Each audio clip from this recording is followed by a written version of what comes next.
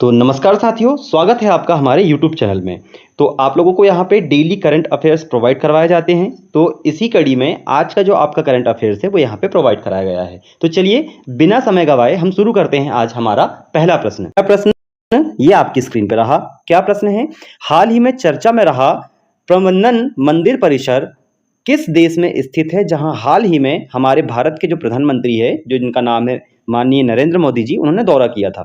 आपके सामने ऑप्शन है कंबोडिया, इंडोनेशिया, वियतनाम और थाईलैंड। तो इसमें कौन सा आपका सही आंसर है? आपका आंसर नंबर सही है ऑप्शन नंबर बी, इंडोनेशिया में ये मंदिर स्थित है ना। चलिए क्वेश्चन नंबर 2 की हम यहाँ पे बात करेंगे। तो क्वेश्चन नंबर 2 आपके सामने ये है कि जो प्रबंधन मंदिर परिसर मुख्य रूप से किस हिंदू देवता को समर्पित है। तो कौन से हिंदू देवता को समर्पित है? आपके सामने ऑप्शन है शिव जी को समर्पित है, विष्णु जी को, ब्रह्मा जी को या भगवान गणेश को। तो ये जो मंदिर है साथियों, ये मंदिर आपकी जो त्रिमूर्ति जिनको कहा जाता है, त्रिमूर्ति में कौन कौन आता है? भगवान शिव, भगवान विष्णु और भगवान ब्रह्मा, ये तीनों त्रिमूर्ति कहलाते हैं। इस मंदिर की दीवारों पर रामायण और महाभारत की कहानियों को बेहद ही खूबसूरत नक्काशी के माध्यम से दर्शाया गया है। ये पूरे मंदिर में मतलब रामायण की भी कुछ चौपाइयां लिखी हुई है, महाभारत के भी कुछ कोट्स वगैरह लिखे हुए हैं और बहुत ही सुंदर नक्काशी से इसको प्रदर्शित किया गया है। चलिए क्वेश्चन नंबर 3 आपके सामने यहाँ पे है। क्वेश्चन नंबर 3 क्या है? ये मोस्ट इंपॉर्टेंट क्वेश्चन है कि जो भारत और इंडोनेशिया है, भारत और इंडोनेशिया ने किस सांस्कृतिक और ऐतिहासिक संबंध को रेखांकित करने के लिए वर्ष 2026-27 को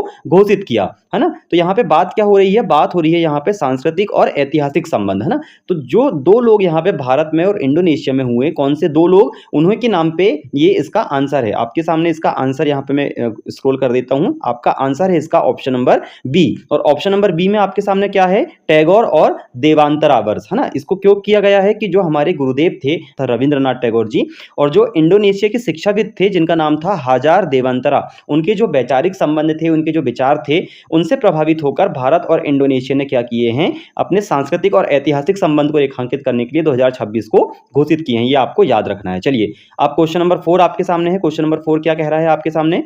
हाल ही में किस वैश्विक मार्ग पर बढ़ते हमलों के कारण अमेरिका और ईरान के बीच युद्ध विराम समाप्त होने की घोषणा की गई, है ना। तो कौन सा वो है? तो ये बिल्कुल करंट का क्वेश्चन है, आपको बिना सोचे समझे आप लोगों को पता होना चाहिए। स्ट्रेट ऑफ हॉर्मुज, जिसको लेकर काफी चर्चाएं हाल ही के दिनों में बनी हुई है ना। तो ये आपके सामने हॉर्मुज जलसंधि आपका आंसर आएगा। यह दुनिया का सबसे महत्वपूर्ण तेल परिवहन मार्ग है ना। मतलब पूरी दुनिया का लगभग 70% तेल जो है वो इसी मार्ग से होकर गुजरता है, हॉर्मुज जलसंधि से, है ना, जो कि फारस की खाड़ी और ओमान की खाड़ी को आपस में क्या करता है? जोड़ता है। अब इस लाइन से आपका एक प्रश्न और क्रिएट हो जाता है जो कि आपको नीचे मिलेगा। चलिए क्वेश्चन नंबर 5 आपके सामने ये रहा। क्वेश्चन नंबर 5 आपके सामने क्या कहता है? चलिए देखते हैं।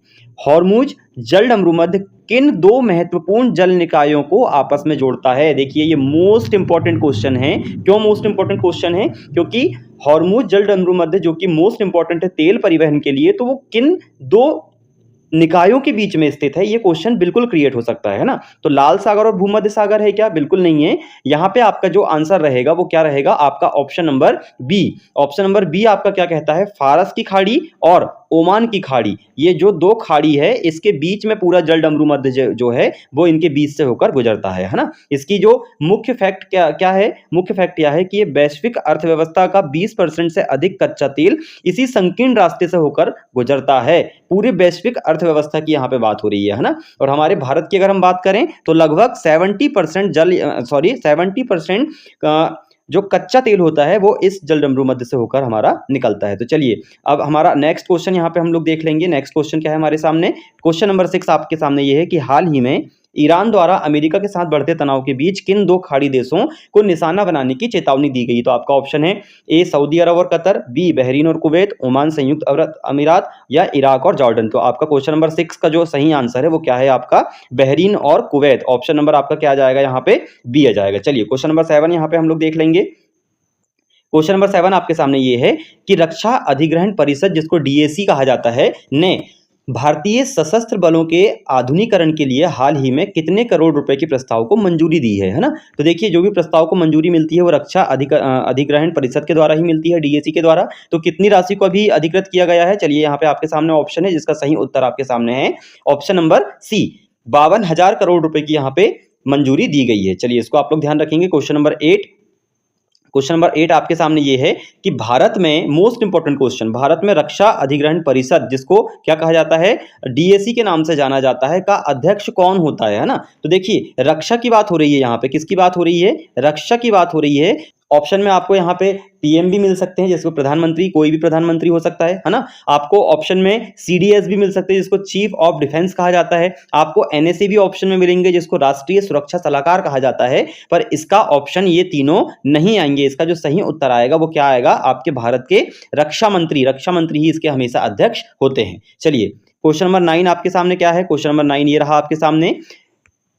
डीएसी द्वारा हाल ही में नौसेना के लिए स्वीकृत मल्टी इन्फ्लुएंस ग्राउंड माइंस का मुख्य उद्देश्य क्या है। इसका मुख्य उद्देश्य क्या है, अंतरिक्ष में सैटेलाइट को नष्ट करना, समुद्री सीमाओं में दुश्मनों के जहाजों पनडुब्बियों को रोकना, थल सेना के लिए बंकर बनाना, या डी नंबर का साइबर हमलों को ट्रैक करना। तो इसका जो सही उत्तर है वो क्या है, समुद्री जो आपके सीमाएं होती है उसमें दुश्मनों के जहाजों और पनडुब्बियों को रोकना, है ना। यह एक तकनीक पानी के नीचे बिछाई जाने वाली बारूदी सुरंगों को एक उन्नत संस्करण है, जो भारत की तटीय सुरक्षा को अवैध बनाती है ना। ये आप लोगों को ध्यान रखना है। क्वेश्चन नंबर 10 आपके सामने ये रहा, क्या कहता है तो क्वेश्चन नंबर 10, भारत और किस देश के बीच नया द्विपक्षीय निवेश समझौता हाल ही में पूरी तरह से प्रभावी और चर्चा में रहा है ना। तो कौन से देश के बीच में रहा है, अमेरिका, इजराइल, यूएई या रूस। तो जल्दी से आंसर हमको बताइए। आपका उत्तर आएगा इसमें ऑप्शन नंबर आपका बी, जिसका नाम है इजराइल, है ना।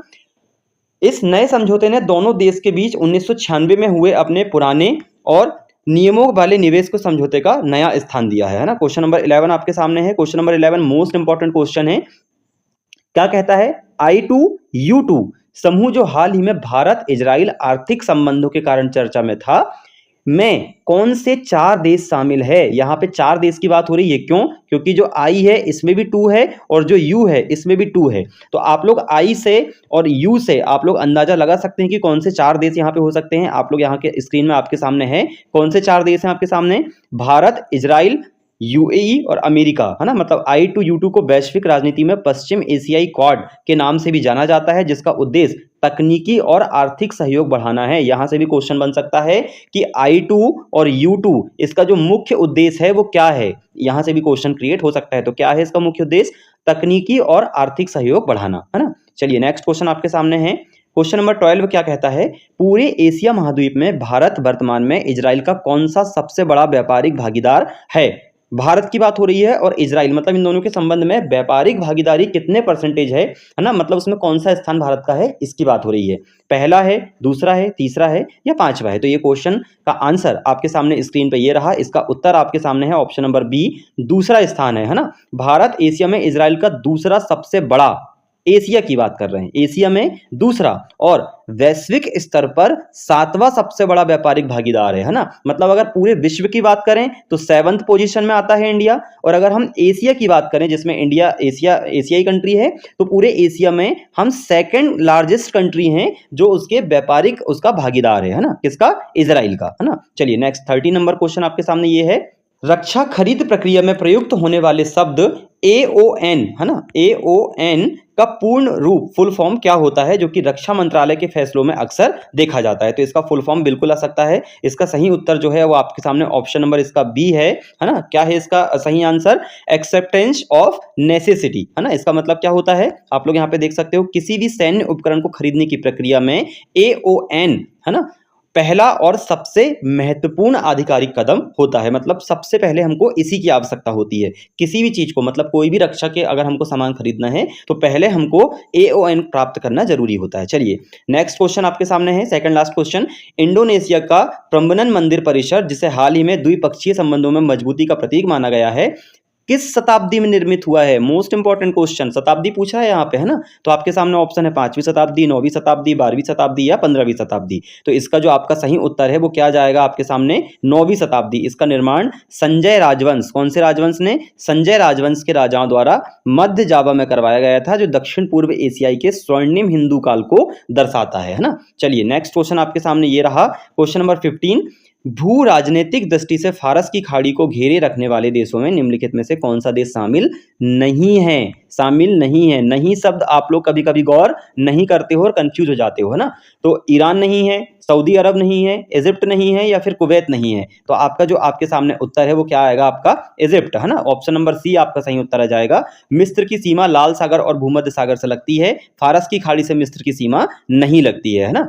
अमेरिका ईरान विवाद को समझने के लिए यह मैप नॉलेज आपका बहुत ज़्यादा कारगर हो सकता है। ये रहे आपके सामने कुछ मोस्ट इंपॉर्टेंट आज के 15 क्वेश्चन। इन 15 क्वेश्चन की तैयारी करने से आपके आज के करंट अफेयर्स कंप्लीट होते हैं। मुझे नहीं लगता है कि इससे बाहर का कहीं आपसे पूछा जाएगा और इसी प्रकार से कंटिन्यू वीडियो आप प्राप्त करते रहें, इसलिए आप हमारे चैनल को सब्सक्राइब कर लीजिए और एक लाइक और एक शेयर जरूर कीजिएगा। Thank you.